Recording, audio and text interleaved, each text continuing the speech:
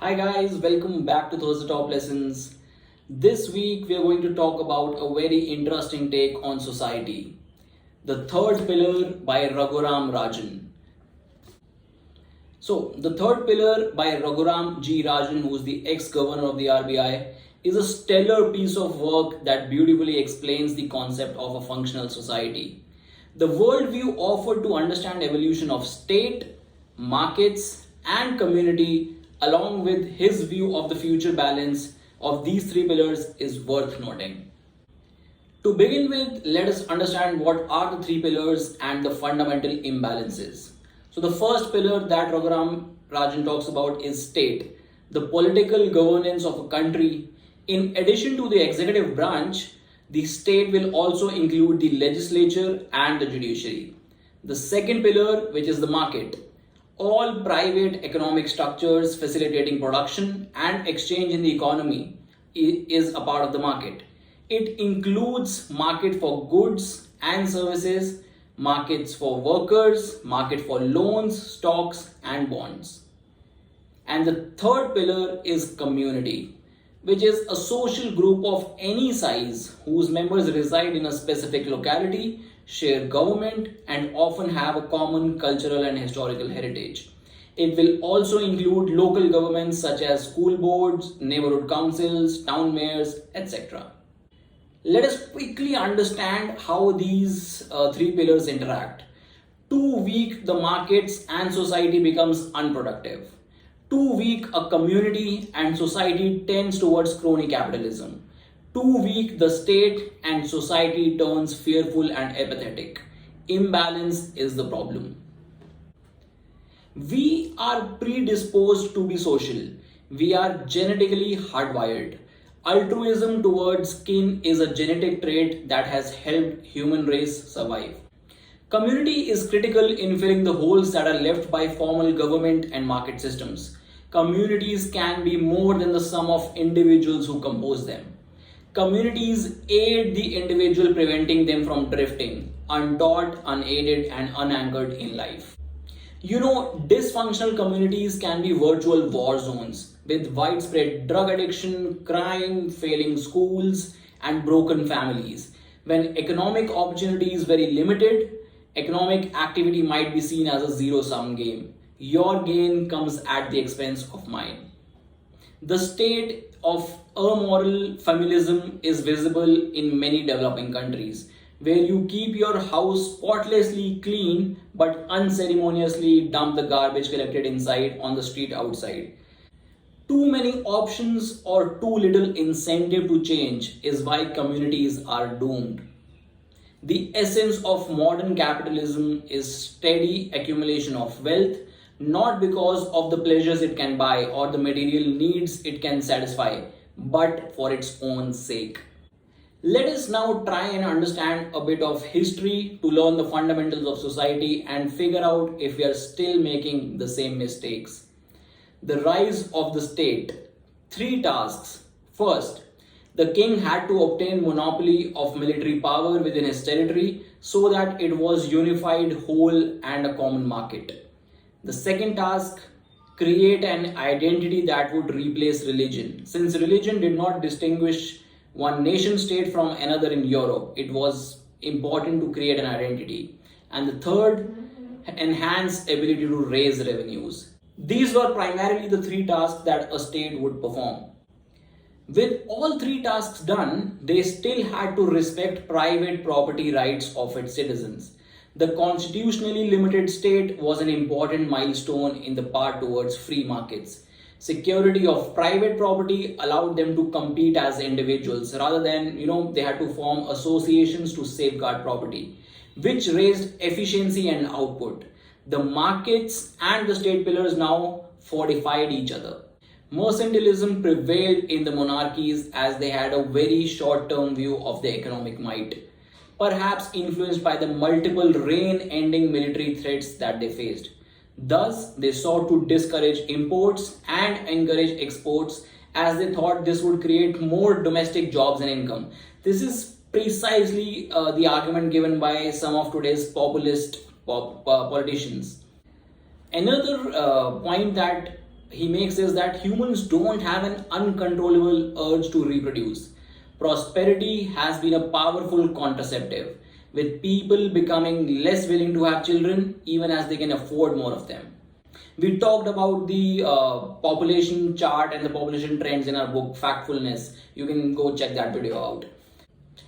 Let us now understand the interrelation between these pillars and the cyclical flow that happens. The poor and the underprivileged need the politician to help them get jobs and public services. The crooked politician needs the businessman to provide funds to allow him to supply patronage to the poor and fight elections. The corrupt businessman needs the crooked politician to get monopoly rights, public resources, and contracts cheaply. The cycle is well explained. This exists all because the typical civil servant is neither civil nor a servant to the poor. Now let us understand his take on China and India. China could suppress markets more and repress households more, as it did not have to contend with democracy.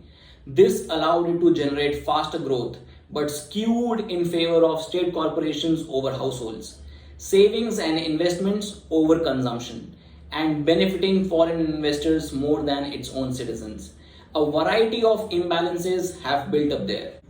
First, overcapacity in industries because of excess investment.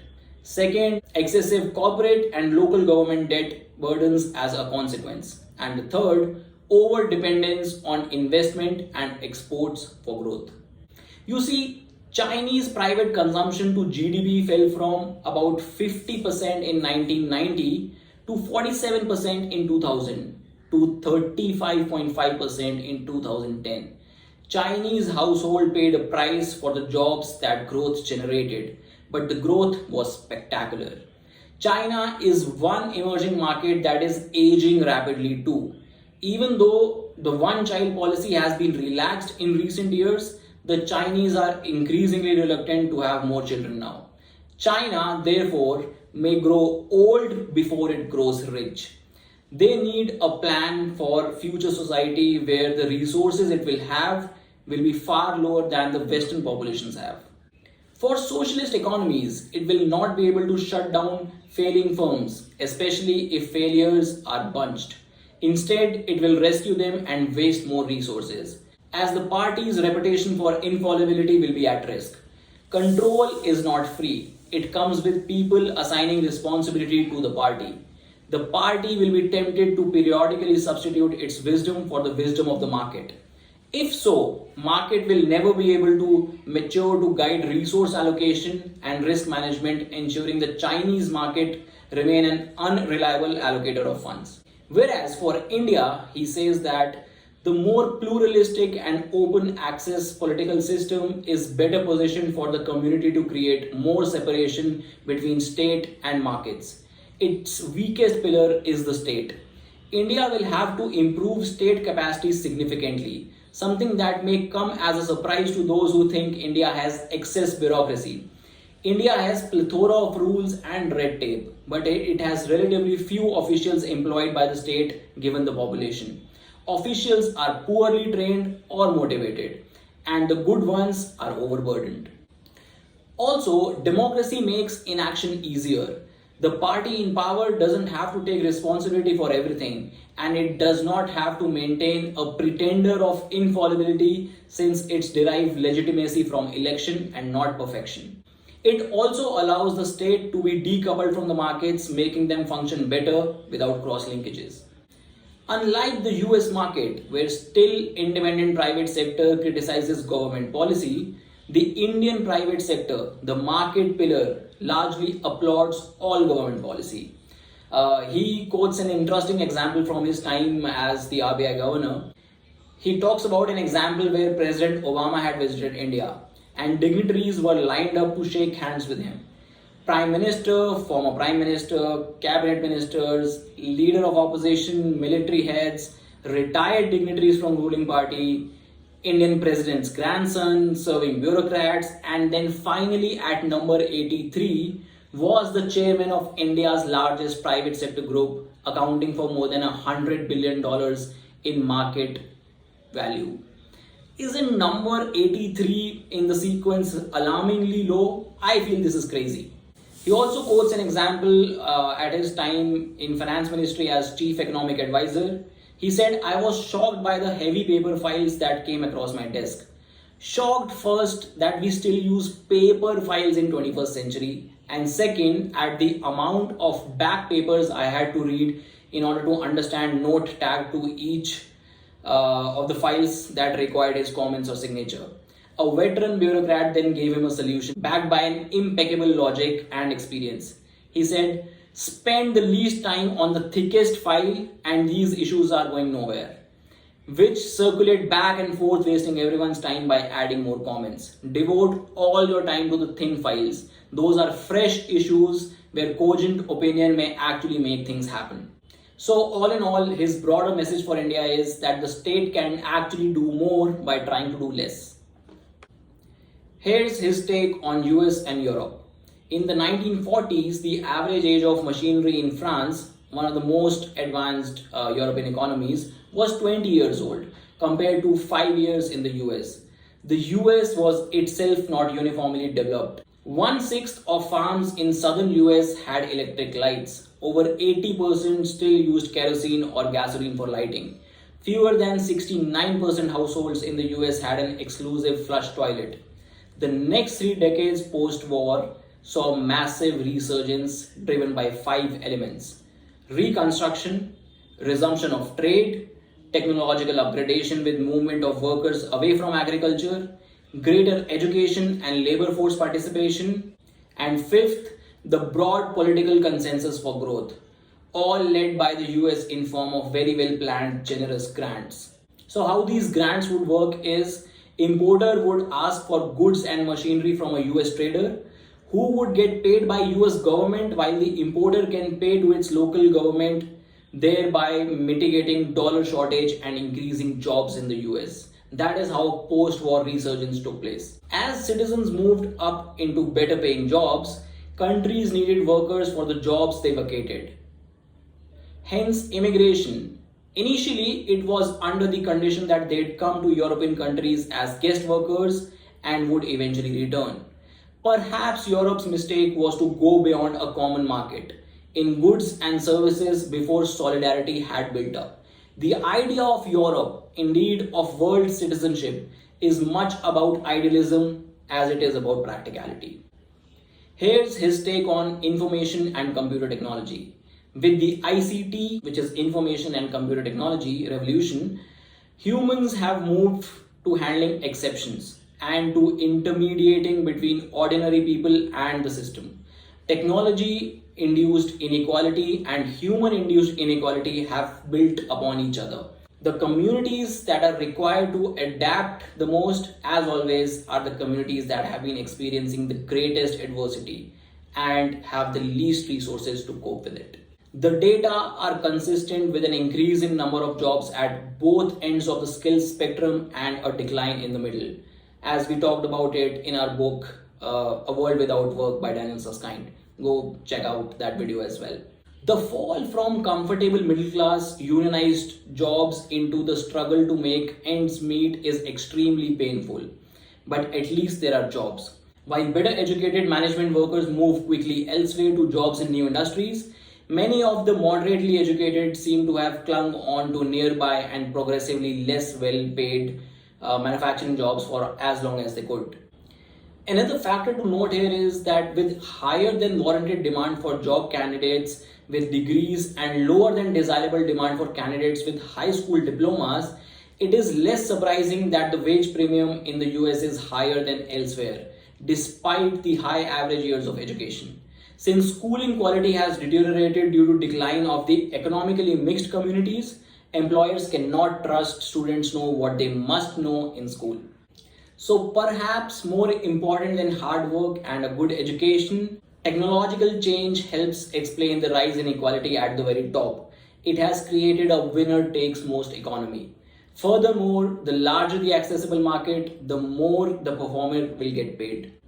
Also, the pace of new business creation in the US has fallen steadily since the late 1970s. The pace of exits being taken over or shutting has remained fairly constant. Small startups are selling out to large companies rather than staying independent and going public. In the last decade itself, Google had bought 120 companies, Monsanto 30, and Oracle 80 companies. In recent years, a strong positive correlation has emerged between concentration of industry and the profitability of the firms in it. Growing profitability by concentration may not only be a sign of monopolistic practices, it could be a sign of greater efficiencies of large incumbents like Google, Apple, Facebook. Stock markets also favors the monopolistic firms. Somewhat paradoxically, despite being able to work at a distance, more and more skilled people seem to be attracted to places where there are already plenty of skilled people. Perhaps this is because human interaction still matters. The whole is a greater than the sum of parts when capable people congregate together, and this is what economists call agglomeration economies. So, with these imbalances in the three pillars, and we talked about markets, technology, and the state, what should communities or what should the future of communities be according to Raghuram Rajan? He talks about inclusive localism, but the risks are there in inclusive localism also that we need to be wary of. The only risk of empowering communities is the fear that they may turn into havens for racists. But these will be checked by the other two pillars of the state and market. Also, aging population will lead the countries to allow immigration, thereby providing this balance. Apart from productivity, another value of skilled immigrants is that they facilitate ties between their home and host countries. This increasing economic activity on both sides as they help bridge cultural and trust gaps. Australia has changed its ethnic character from largely whites to Eurasian. Foreign born account for 28% with 10% Asians. Not coincidentally, Australia has strong economic links with Asia today. Also, immigrants spend their wages on consumption, something that the robots don't do. So, automation may not really be the answer. Communities must not have the power to impose tariff or non-tariff barriers, else the national market will be fragmented to everyone's detriment. In the trade-off between inclusion and localism, inclusion must be given more weight. Friendship will be what holds the communities of the future together when the older bonds of economic necessity weaken. Technologies will tend to polarize communities. Given the easy access to diverse opinions, people might dwell on the opinions or websites that most accord with their prejudices and see their opinions reaffirmed by the comments therein. It seems paradoxical that as technology is bringing the whole world to us, the proposed solution to some of our problems is to embrace what is near, the community, rather than what is far. What is near anchors us, a necessity as our experiences become more virtual in today's time. No matter how we count and what we count, the world has become multipolar now. Economically speaking, we have at least three big blocs: the US, China, and the EU. Militarily, we should add Russia here too. In this multipolar world, our institutions of global governance that have been structured for a unipolar world could get paralyzed if we do not reform them.